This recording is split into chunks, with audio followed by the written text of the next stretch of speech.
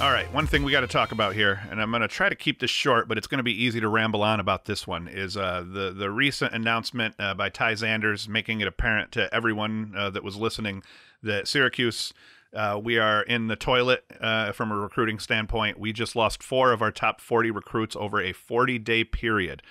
We lost a number 35, a number 15, a number 19, and a number 37. The kick in the pants was this Russell Marr attack out of Mount Sinai. He was the number 15 in the 2020 class. And Carl Parlett, midfielder out of Florida, flipped to Notre Dame. He was number 19. So losing 2 kids, Marr and Parlett, to Virginia and Notre Dame respectively, that hurts. But when you look at who's already in front of these guys, I'm not sure these guys just flipped because it was, we suck at recruiting or Desco's not doing something right from a recruiting perspective. I think this kind of fits Desco's MO over the last handful of years, probably the last 5 to 10 years of, we're not going to bring in the top 10 guy necessarily, but we are going to develop the guys that we bring in better than everybody. That's one of the best things that Desco does, is develop talent. And we've seen that with guys like Kevin Rice and Donahue, guys that were not blue chip recruits, but that came in and developed into literal, top 10 at their positions.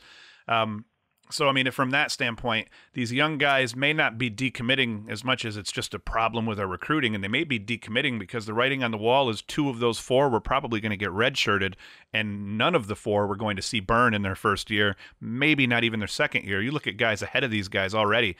Tucker Dordovic, sophomore midi. David Libka, sophomore midi. Owen Siebold, sophomore attack. Lucas Quinn, sophomore midi. Griffin Cook, freshman attack. Owen Hill, freshman midi. Stephen Rafis, junior attack. Jamie Trimboli, junior midi. These guys got a couple of years still, and the roster's filled with seniors and other sophomores and juniors that are solid to boot. So these young guys weren't going to get time, but Graham Blake, the attackman that flipped to Harvard, number 35, he'll get burned there. Russell Marr goes to Virginia. I don't know about that one because he's not getting on the field at Virginia. So maybe that is a recruiting thing, but one recruit does not make your team.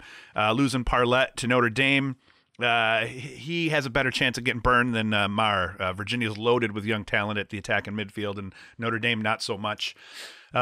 So moral of the story, from a recruiting standpoint, we're not doing that bad. Our roster's pretty filled out, and I'm thinking that it's very likely that some of these guys just left because they felt like they might have a better chance to play at some of these other schools outside of the Virginia, the kid that left for Virginia. And then in terms of just the state of the team, a lot of people calling for Desco's head, but how often do you lead your team to the number 1 and 2 seed in the tournament? Between 2015 and 2017, both of those teams were 13-3 and got the 1 and 2 seed in the tournaments. I'm not sure which year panned out for which, but we've made it to the tournament the last 4 years. We've been the number 1 or 2 seed 2 of those 4 years, and we've lost in the quarterfinals in those years. It's a loaded field. It's going to happen, but our record in 2015, 13-3. Lost to Hop in the quarters. Our record in 2016, 12-5. Lost to Maryland in the corners. 2017, 13-3. Beat Yale in the first. Lost to Towson in the quarters, and that was a good senior-laden Towson team that played ridiculous defense. They were kind of a Cinderella team that year. 2018, 8-7. That looks bad on paper because that's a record we're not used to seeing here in Syracuse. But you got wins over number 3 Duke, number 5 Virginia, number 6 Notre Dame.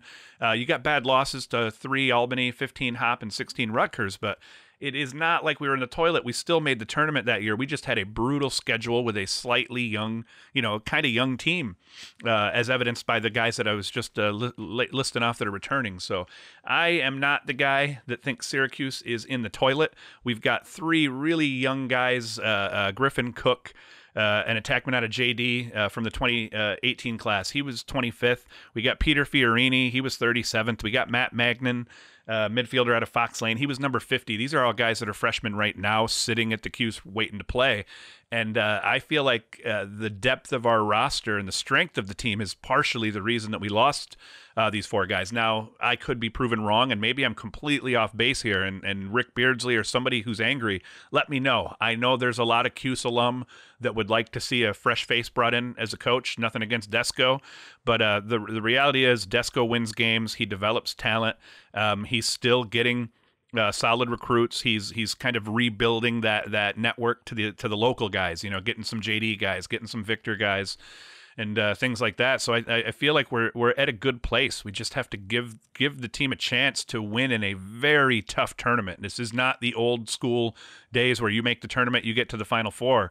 This is a dogfight every round, starting at the first round and the second rounds. If you can get past the second round and get past the quarterfinals and make it to Memorial Day weekend, we're all happy again.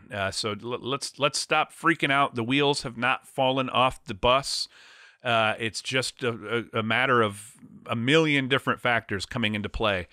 And, we just have to be patient. But I'm thinking that we have a really good team this year. I'm thinking we get back to double-digit wins, back to the tournament again, and we have enough veterans on this year's roster to hopefully, get past that quarterfinals hump.